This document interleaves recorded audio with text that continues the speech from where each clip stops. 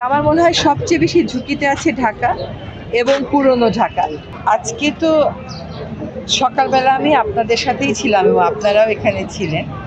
আমার মনে হয় গত 5 বছরে যে কয়বার ভূমিকম্প হলো এইরকম জোরে এত শক্তিশালীভাবে ভূমিকম্পটা আমরা এর আগে কখনো অনুভব করি নাই। এইটা বারবার আমাদেরকে একটা সতর্কবার্তা দেয়া হচ্ছে।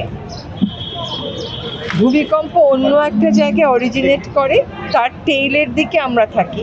সেখানেই যদি আমাদের এই অবস্থা হয় তাহলে যেখানে অরিজিনেট করে নিশ্চয়ই সেখানে আরো অনেক শক্তিশালী হয়।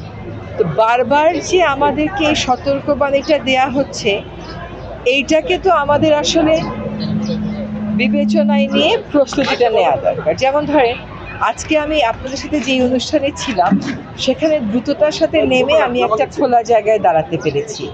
কিন্তু বাংলাদেশের বিভিন্ন জায়গাতে তো খোলা জায়গায় দাঁড়ানোর কোনো উপায় নেই, খোলা কোনো জায়গায় আমরা রাখি। ঢাকা শহরে সুউচ্চ ভবন হবে কি হবে না সেই বিতর্কে যে আসলে কোনো লাভ নেই। তার কারণ হচ্ছে এই দেশের মানুষকে হয় আপনার উপরের দিকে যেতে দিতে হবে, নতুবা আপনাকে সমান্তরালে যেতে দিতে হবে।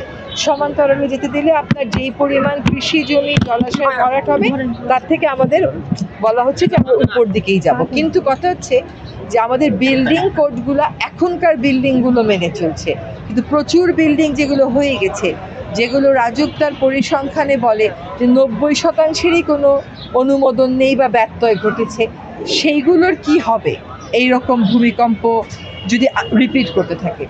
তো এটা অবশ্যই আশঙ্কার কথা। আমি কোনো স্বস্তির কথা শোনাতে পারছি না।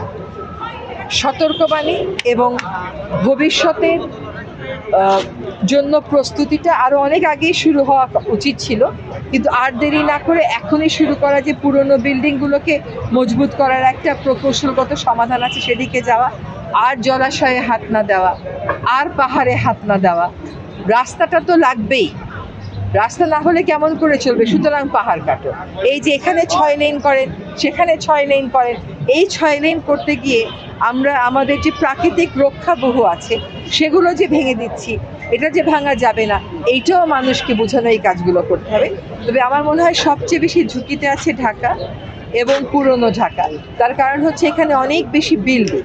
এই বিল্ডিংগুলোকে আমাদের যেটা বলে যে আবার এক ধরনের প্রযুক্তিগত সমাধানের দিকে দিতে বাধ্য করা, এবং আর জলাশয়ে হাত না দেওয়া, আর পাহাড়ে হাত না দেওয়া। আর আরেকটা কথা হচ্ছে যে আমাদের দুর্যোগের প্রস্তুতিও বাড়ানো। আপনি যত নিয়মকানুন মেনেই সব কিছু করেন না কেন, তারপরেও দুর্যোগ যখন তার অনেক বেশি শক্তিশালী হয়ে যায়, তখন আপনি আসলে করবেনটা কি? আমরা দেখি যে একটা সাধারণ অগ্নিকাণ্ডেও, সাধারণ বলবো না, একটা বড় ধরনের অগ্নিকাণ্ডেও যদি আমাদের ফায়ার সার্ভিস যখন যায়, তাদের ভলান্টিয়াররাও কিন্তু মারা যায়। তার মানে আমাদের প্রশিক্ষণের আরও বেশি প্রয়োজন আছে।